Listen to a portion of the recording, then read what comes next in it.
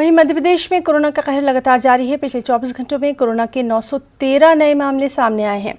मध्य प्रदेश में कोरोना मरीजों की मजबूरी तादाद बढ़कर 31,190 हो गई है। सूबे में कोरोना से अब तक 855 मरीजों की मौत हुई है, जबकि 21,367 मरीज सेहतयाब हुए हैं।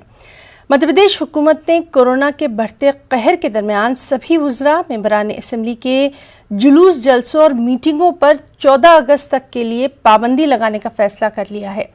हुकूमत ने वर्चुअल मीटिंग की सूरत में ही किसी भी मीटिंग का इनेकाद करने की इजाज़त दी है।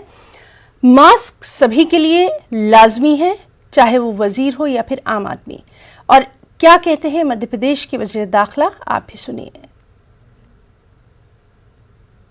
मुख्यमंत्री जी ने तय किया है कि 14 अगस्त तक किसी भी मंत्री का कोई भी दौरा नहीं होगा।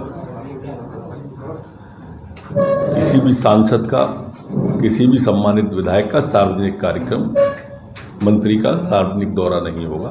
घर पर भी 5 लोगों से ज़्यादा से एक साथ नहीं मिलना है। मास्क अथवा तौलिया ये अनिवार्य है।